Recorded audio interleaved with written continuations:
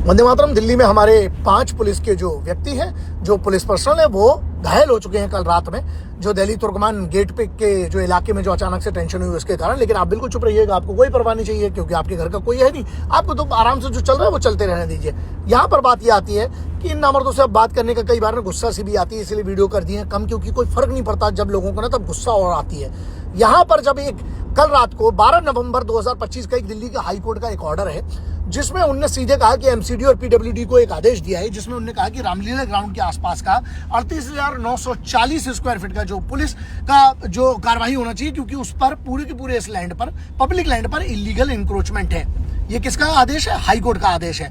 उसी वाले जब ऑर्डर को रात को 1 बजे जब एमसीडी की जो पूरी की पूरी टीम है और पुलिस की जो टीम जाती है, वो डेमोलिशन ड्राइव के लिए जाती है। इलाका है जो उसको कहते हैं फैजी इलाही मस्जिद के आसपास का एक इलाका, वहां पर एक इलाका है, और साफ निर्देश ये था कि मस्जिद को कोई नुकसान नहीं पहुंचना चाहिए, और ना बिल्कुल पहुंचाया गया। मस्जिद का कोई लेना देने, कोई एक खरोंच भी नहीं आई है।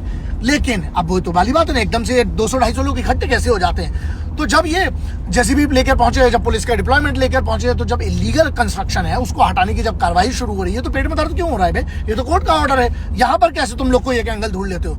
जैसे ही लोगों को पता चलता है, तो उसके बाद 150 से 200 लोग इकट्ठे होते हैं। ये वहां पर डीसीपी ने बिल्कुल क्लियर कहा है, लेकिन उसको जब समझाया जाता है, लोगों को समझाया जाता है, तो वो चले जाते हैं, और 25 से 30 या 40 लोग एकदम से फिर से वापस आते हैं, जिसमें ये 5 पुलिस वाले पत्थरबाजी करते हैं, और बहुत सारी और चीजें उसमें बताई गई हैं। लेकिन जब तक वो तथ्य साक्ष्य नहीं हो जाते, तब तक मैं उस पर बात नहीं करूंगा। अब यहाँ पर ये है कि जब स्थिति बिगड़ती है, तो वहां पर पुलिस अपने हिसाब से कंट्रोल करने के बाद जो भी करती है, अभी नॉर्मल हो चुकी है वो वाली बात।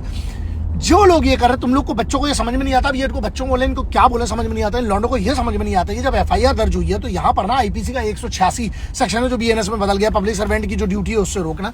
153 जो है 353 जो है वो आईपीसी का है, पब्लिक सर्वेंट को किसी काम से रोकना। उसके बाद 147 से 148 है जिसको दंगे का जो सेक्शन है, उसके बाद आईपीसी का 427 जो गवर्नमेंट प्रॉपर्टी को डैमेज करने का। इन सब में लगेंगे, लंबे जाओगे, इससे नुकसान किसका होगा जरा ये सोच लेना। लेकिन तुम्हें नहीं सोचना, कोई बात नहीं, करते रहोगे, ऐसी सजा मिलती रहेगी।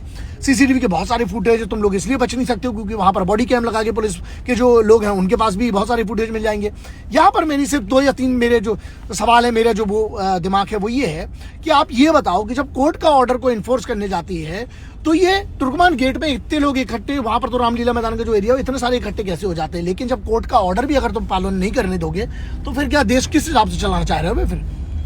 और यहाँ पर सबसे बड़ा प्रश्न ये है कि जो लोग आज चुप है ना, तुम लोग ही इस देश के सबसे बड़े गद्दार हो जब चुप हो। और रही बात जो बहुत बड़ी बड़ी डिबेट में बैठ के मैं देख रहा हूँ कि जब सर्जिल इमाम और इन सब की जब जमानत के जब सुप्रीम कोर्ट कहता है कि उनको जमानत नहीं दी जा सकती क्योंकि ये सेंट्रल अक्यूज है, उस समय पूरा बवाल मचा दिया जाता है। क्यों मचा दिया जाता है? बहुत कुछ बोल दिया जाता है, और इस बात को बोला जाता है कि कोर्ट को सवाल उठा देती है, चलो वो तुम्हारा संवैधानिक अधिकार कितना है नहीं है वो तो कोर्ट डिसाइड करेगा, कंटेम्प्ट लगी तो सब समझ में आ जाएगा। लेकिन एक बात बताओ, जब दिल्ली के दंगे होते हैं, उस समय जब पिछली बार जब दंगे हुए थे, तो उन दंगों में 30 से 32 मुस्लिम लोगों की उसमें मृत्यु हुई थी, उन दंगों में उनकी जान गई थी। उनके लिए तुम कभी सवाल नहीं उठाओगे। क्यों? तुम तो इन लोगों को ना सेलिब्रिटी बनाने के पीछे पड़े हो, जो उस दंगे का कारण थे उनको तुम सेलिब्रिटी बना रहे हो, लेकिन जिन लोगों की जान गई उनके बारे में कभी नहीं बोलोगे। यही हिपोक्रेसी और यही मेरी प्रॉब्लम है, हमेशा से कहते आया हूं। मैंने वीडियो क्यों बनाना कम कर दिए? क्योंकि मुझे धिक्कार इस बात का आता है कि मुर्दों को कितना जगाओगे बे? अभी भी मौका है, समझ जाओ। आखिर में तुम्हारे साथ ही गलत होगा। अगर तुम कानून हाथ में लोगे तो पुलिस डंडा हाथ में लेगी, कोर्ट डंडा हाथ में लेगा। लेकिन अब तुम्हारी मर्जी है, मैं जितना समझाना चाहता था समझा दिया, और फिर से एक बार समझा रहा हूं, अभी भी सुधर जाओ, इससे पहले कि हालात और बदतर हो। कानून हाथ में मत लो, वरना भुगतोगे तुम, तुम्हारे आने वाली पीढ़ियां। जय हिंद, वंदे मातरम, इंकलाब जिंदाबाद, भारत माता की जय।